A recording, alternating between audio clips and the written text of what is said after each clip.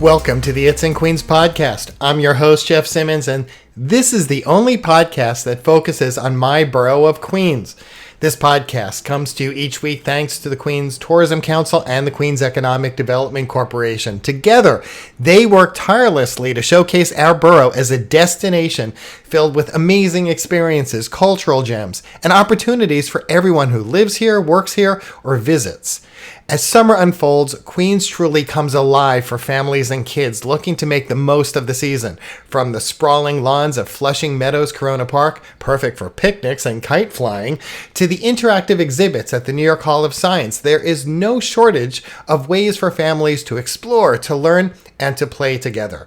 Local libraries offer summer reading challenges and creative workshops, while neighborhood pools and splash pads provide a welcome escape from the heat. And boy, do we know that. For those craving adventure, Queens boasts everything from mini golf and botanical gardens to outdoor movie nights and cultural festivals that celebrate the borough's incredible diversity.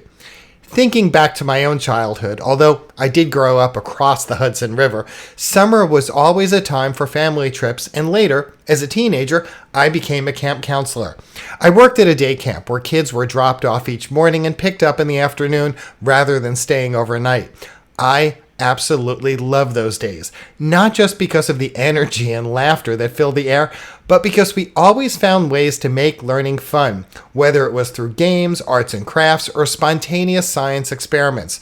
Those experiences shaped how I see the importance of summer enrichment for kids. It's about building memories and friendships, and a sense of curiosity that lasts far beyond the season.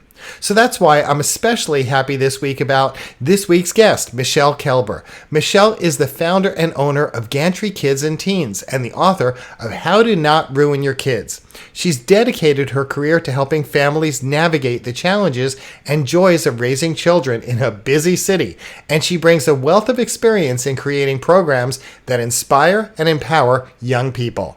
Let's get to that interview. Michele Kelber, welcome to the It's in Queens podcast. Thanks for having me. I'm super excited. So let's start off by finding more about you. I'd love to know more about your life and experiences in Queens and how that shaped your career working with kids and families. Great. So, as you said, my name is Michelle. I am actually by education, an attorney, barred in the state of New York. I don't really do much of that anymore. I've owned Gantry Kids and Teens for about 12 years in LAC by the waterfront. And my undergrad is actually in art. So my career has been, you know, all over the place in terms of, Creative, yeah, creative. creative and not a straight line, not a straight line. So, yeah, so when I was practicing law, I graduated law school in 2001, not the best time to be looking for a job. I wanted to marry my art experience with my law experience, and that area of law really just kind of went in a standstill. And I had been working for a couple of years with some non-for-profits, providing CrossFit for at-risk youth, and really became involved in that, developed some camps. And then I've been working since I was 11. So I was babysitting at 11 for very young children. We And all do that. yes. And there were four of them, and they are actually still a very huge part of my life. They're having babies, they're grown adults having their own kids and married and stuff like that. So being with kids was always a part of who I was. And my parent, and no, it's no surprise. My father was a child psychologist and my mother was an elementary school teacher. So I grew up in an environment that was, very, not orchestrated, but my parents were they knew about education. They knew how to raise children in theory. And, I say to people that I go, yeah, my parents did that, but I still went to therapy. Like everyone does the best that they can. But I just found, like in opening up the gym, it's like movement and physical activity is just the way that it's what we use to actually provide all this other growth for kids. And we find that having it be in an environment where the kids are moving their bodies and learning in time and then developing confidence and leadership skills and learning how to compromise, it's all of that nitty gritty of life happens inside of when kids are playing with one another. So part of the opportunity was to provide this space where all of that could organically happen.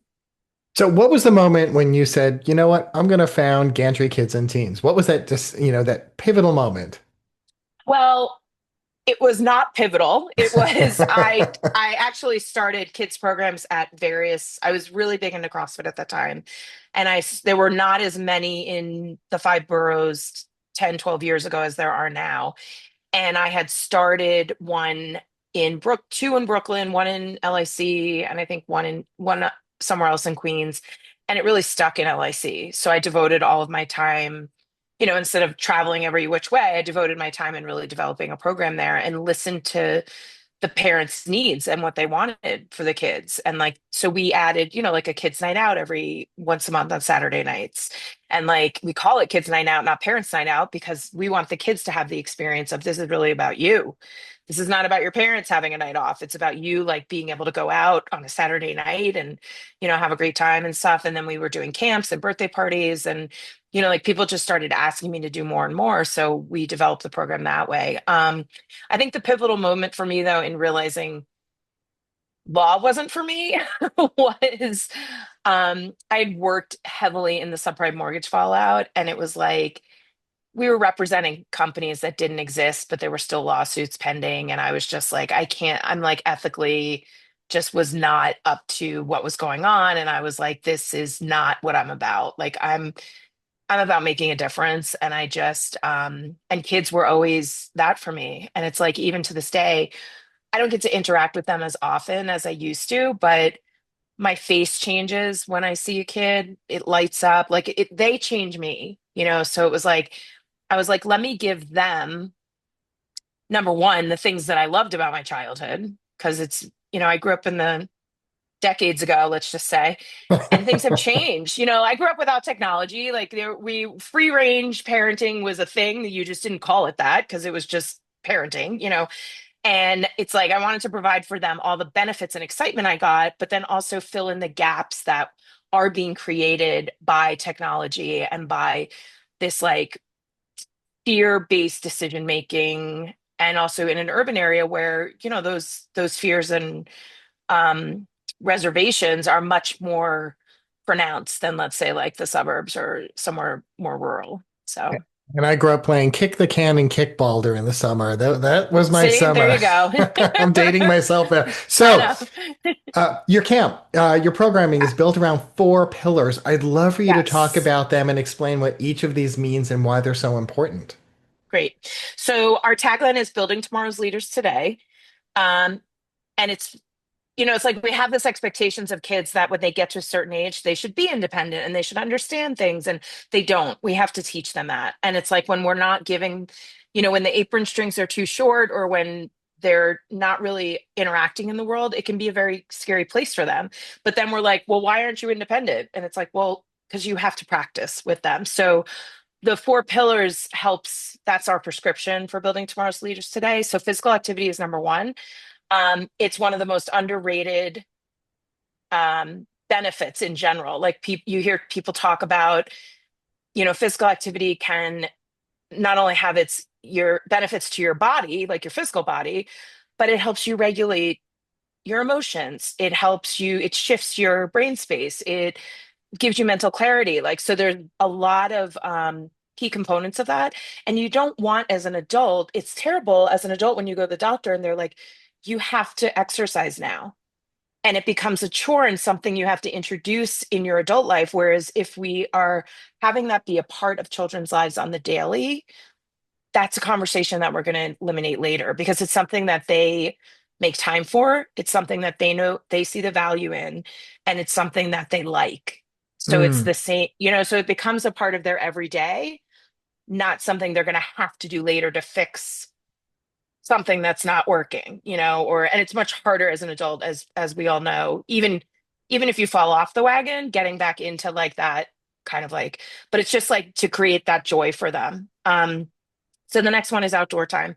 Not enough of us in general, and this applies to adults as well. It's not just kids. It's we don't spend enough time outdoors. Like there's, besides the studies of that, being in natural light impacts our circadian rhythms, like, and also like that. the natural air. And I can understand we live in a city and air quality is an issue sometimes, but like being grounded, even like going barefoot. Like we were barefoot all summer Yeah, growing up. same. Like it was like, right. Like the first week after school, I was like, this is so painful. And then by the end of the summer, you're just like, you're riding a bike with no shoes. Like no one does that anymore, so it's like being outdoors just again, like has its, and I don't say nature because we live in an urban environment, but it's like feeling a breeze or even like little things like that or shade or like and also it sparks creativity and it also sparks some inquiry for kids because they're exposed to things and they like even the whole lantern fly thing like when that was really heavy on going on it was like they're learning to identify things and like understand how nature works and it's very calming. It's like there's a reason there are no windows in a casino and that it's piped in air. It is so that you will not leave. So it's like, think of that. And if you're doing that yourself on a video game, it's the same thing. Hmm. You would never send your child to a casino all day, so it's like, so it sounds ridiculous, but it's like conceptually, it's like very similar. So just being outdoors is a way for kids to really like get centered, get some grounding if they can walk around, run freely. Like we live in small spaces, we don't have a lot of room to roam. So it's like really giving kids the space to just like be out there and enjoy, even the hot weather. Kids really aren't impacted like us. With the uncomfortableness of it. We Hmm. just need to make sure they drink enough water. And then unstructured play is huge. Unstructured play means non-adult run play. So like our physical activity may have a coach that is running the game or like making sure everyone follows the rules or like stuff like that. Unstructured play is when kids have the freedom to choose what it is they want to do and who they want to do it with and how they're going to do it. And we're there to support that because they don't have the skill set to figure out how to compromise or they don't kids build forts at the gym like we use gymnastics mats. We don't have special like fort blocks or anything.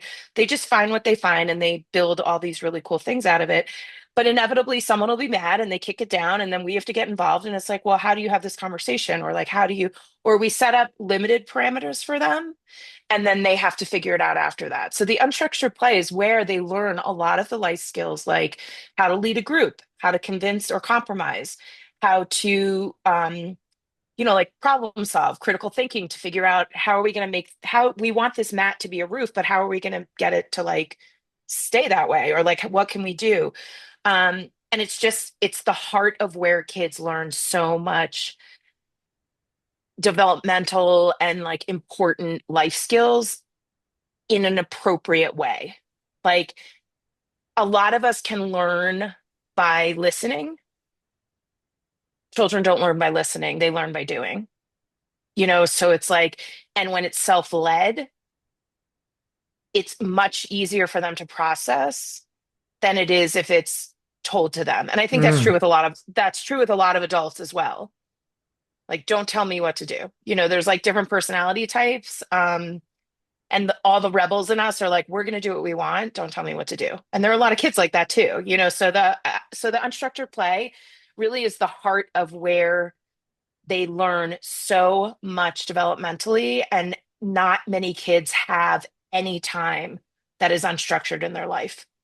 They go to school, maybe they have recess, but it's 20 minutes, it's not an hour.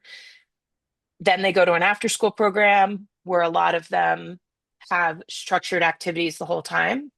More and more, I'm seeing that after school, like we incorporate free play and unstructured play into our after school and our summer camp as like a time slot. And I'm seeing that more and more, which I love. And then they go home and if they're not going to tutoring after or a sport or something else after school, it's dinner, homework, bed.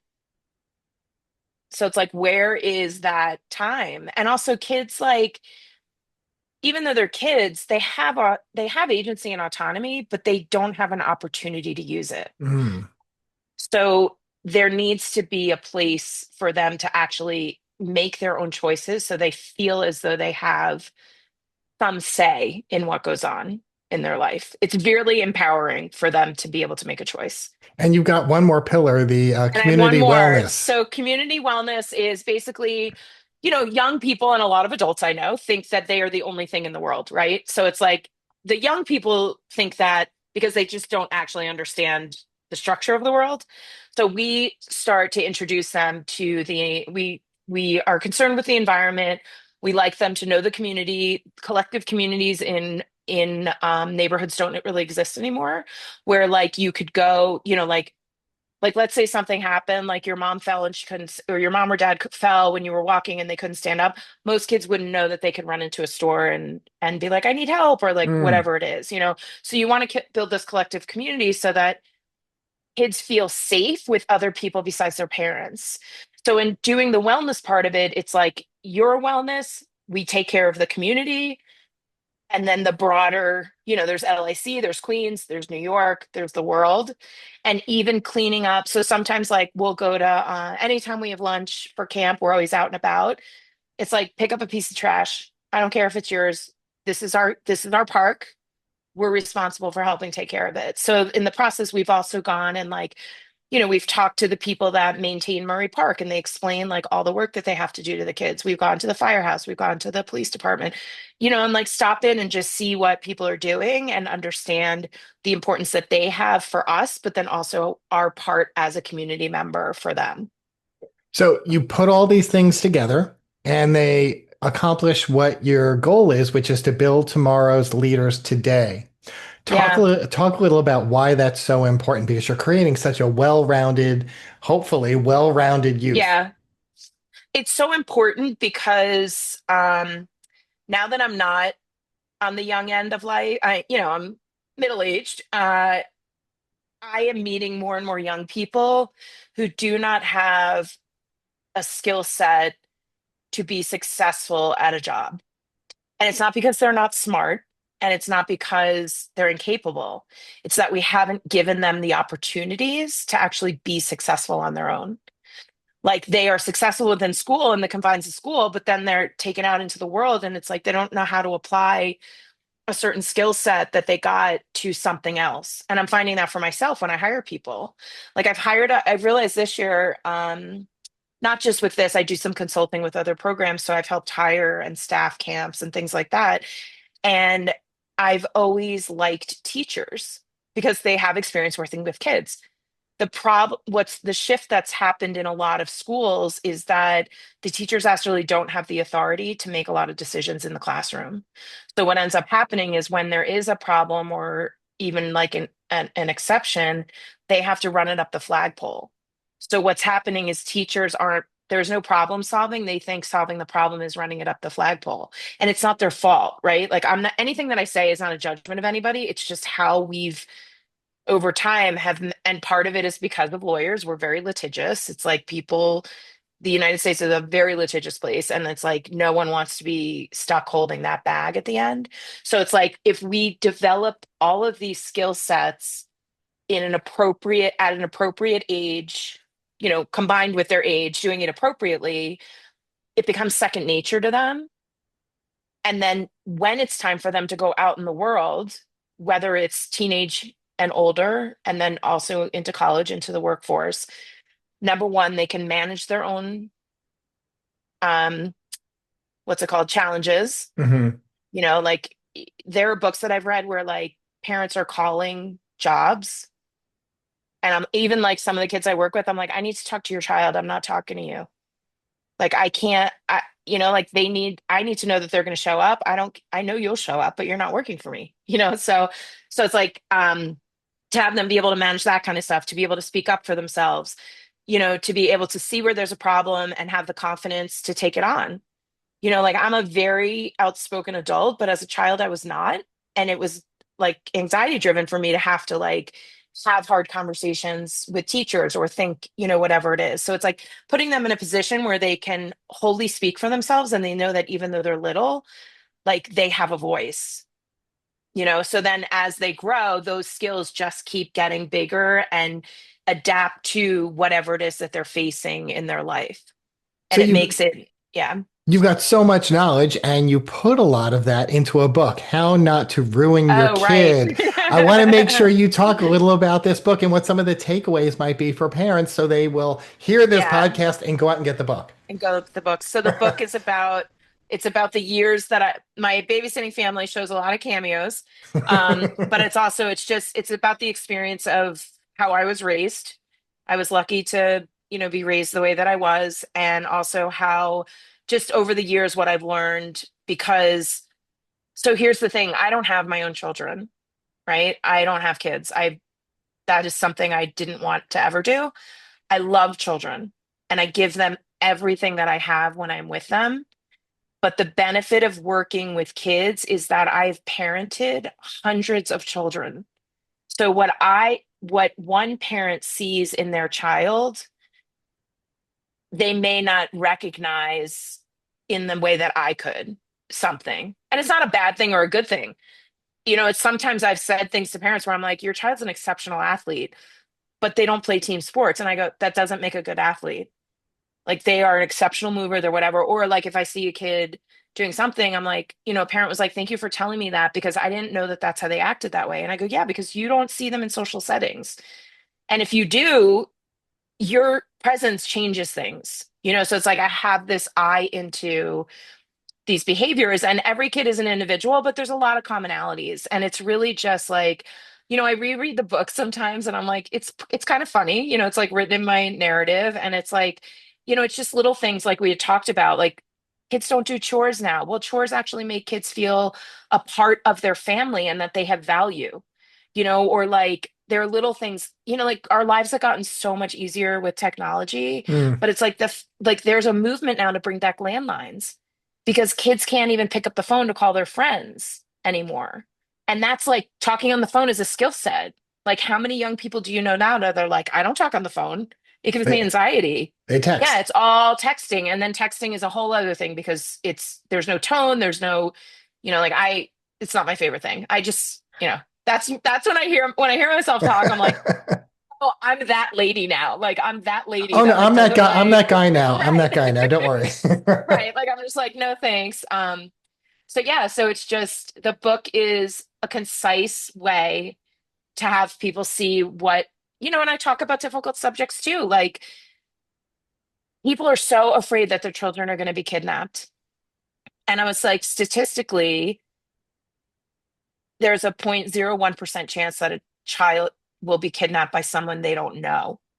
Right. So a lot of times when children are taken and it's qualified as a kidnapping, it's like an estranged parent or it's a divorce situation or it's something. It's not necessarily that the child like is in danger. It's just like, but we base so much of our decision making about what we allow our children to do because of the fear of strangers, to the point that children aren't even talking to people.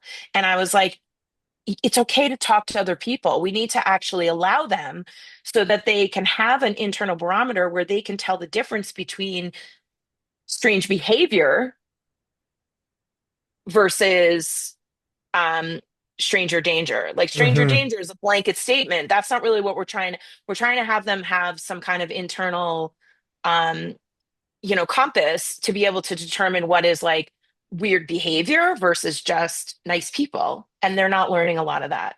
So it's just like little easy ways to incorporate into how you raise your child, so because the benefits are tenfold, you know. And before I let you go, Michelle, I would love for you to Yeah. just give our listeners some insight into Gantry Kids and Teens summer programming and also the fall. What else is on the horizon so they can then, at the end, I want to make sure you give your website so people know where to go. Oh, okay. So summer programming, we are a biking and scooting camp. So we go out on bikes, and we go everywhere from Governor's Island. We'll take the ferry to Governor's Island or Brooklyn Ridge Park. We go to Domino Park. We get wet in all yeah, I said Governor's Island. We do like all the play. I'm a connoisseur of playgrounds. So if any, that's my next book is the 10 top playgrounds in New York. And it really gives the kids, again, we're incorporating that physical activity, and the kids really, it's exciting for them, first of all, because they're doing things that they're not doing other places. Most camps in New York City are primarily indoors, and yes, it is hot out, but we are very meticulous and about keeping them hydrated and all kinds of stuff like that. But the kids have a blast. They go home dirty and tired. They might have like a ripped pants or something, but like they're happy, they're excited. Um, and we're hitting, and that camp is hitting on all four of those pillars. We do a stewardship, we have a service project every week. We also do tours with the LIC Historical Society. So the kids learn like where this came from, where we are now, where our neighborhood is going, and like really just like bring a lot of value. We do some work over food and justice and like other things. We do some cooking, some gardening. So we kind of just like, and some art. We always do art, like tie dyes and that kind of stuff. So it's a fun day. It's 9 to 5, so it's a full day. Kids have to have their own bike or scooter helmet. They come, and it's a wild summer. It's really fun. And then in the fall, we have after school. We also have a kids' night out once a month. Our after school is structured as we pick up from the local schools, we walk back, they do some free play, snack time, and then we do have an activity for 1 hour. So Mondays and Fridays, we do a survey of sports, which allows kids to be exposed to different sports, which includes everything from basketball, baseball, soccer, darts, bike riding, juggling, like a lot of different stuff. But we do that because we know the commitment. Rec leagues don't really exist anymore. And the commitment to be involved in sports is a lot for parents and it's a lot for kids.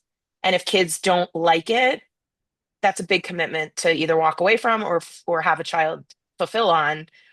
And then everyone's a little miserable. And then we have a fitness class on Tuesdays and Thursdays. And then Wednesdays is when we do our community day. Michele, as we head into summer, what advice do you have for parents to help their kids thrive, especially in balancing activity, nature, play, and community? Well, besides sending them to my camp, no, I'm just kidding. I mean, I'm not, but I would say the two biggest things are let them be bored, let them figure it out. They'll figure it out. And then also like start cutting the apron strings. Like give them a little bit more freedom, give them a little bit more. And as they prove to you that they can handle the responsibility, like start giving them more and do whatever breathing you have to do to be able to allow that, because that is where the key is, like for them to figure their stuff out and then also know that you believe that they have the ability to do things on their own. Lots of activities. Where do you want our listeners to go to learn more about your programming? They can go to gantrykids.com and all of our information is there. Michele Kelber, I want to thank you so much for appearing on this week's It's in Queens podcast. Thank you so much for having me. It was a lot of fun. The overarching mission at Gantry Kids and Teens is to help children develop not just physically, but emotionally and socially, building confidence, assertiveness, and a positive attitude toward challenges, preparing them to be the leaders of tomorrow. This July 4th weekend, it felt like much of my neighborhood cleared out, giving the streets a peaceful, almost refreshing quiet. Thankfully, the weather lifted just enough, not too hot, not too humid. So I took the chance to walk around and explore. And that's what made it so much more fun. Discovering little corners and familiar spots in a new light, really soaking in the vibe of the neighborhood. It reminded me of how much Queens has to offer, not just in big events or attractions, but in everyday moments of community and calm. Now, if you're looking for something to do this month or next, we have you covered all summer long. That is where Rob Mackay comes in. He's with the Queens Tourism Council and the Queens Economic Development Corporation. And each and every week, he brings us details on some of the more dynamic events that are happening in Queens. Here's this week's report. Hello, Jeff. I'd like to talk about something that isn't so close, but it's truly one of those events where there's something for everyone. And that's the Jamaica Bay Festival, which is this Saturday, July 12th. It starts at 8:30 and it goes late because there's a lot of music that goes, well, let's say into the early morning. This is the 8th annual extravaganza. It's organized by the Jamaica Bay Rockaway Parks Conservancy. And basically, the activities include everything from art making to bird watching to fishing to hiking to kayaking to nature walks to surfing, and then of course there's live music at the night. And it takes place on both the Brooklyn and the Queens sides of Jamaica Bay, or what you might want to call the Gateway National Recreational Area. So that means the Canarsie Pier and the Floyd Bennett Field, but it also means Jamaica Bay Wildlife Refuge and the Shirley Chisholm State Park. It's also, well, most of the stuff is free, so it's a great day. It's outdoors mostly, and it's just never ending. Hope to see you there. Don't be a landlubber. Thanks, Rob. That's just a few of the things happening in Queens. And the place to go to discover everything that's on the horizon is so easy to remember. It's at the It's in Queens website at itsinqueens.com. Oh, and by the way, if you're interested in learning more business-related news, well, then head right over to the QEDC's website at queensny.org. And when you're there, or when you visit the itsinqueens.com website, sign up for their newsletters. That way you'll get notified right in your inbox. Now, when you visit any place in Queens this summer, take a moment and snap some photos and share them with us. Use the hashtag #It'sInQueens when you post on Instagram or on X, because your photo could then become our photo of the week. I'm your host, Jeff Simmons, and that's it for this week's It's in Queens podcast.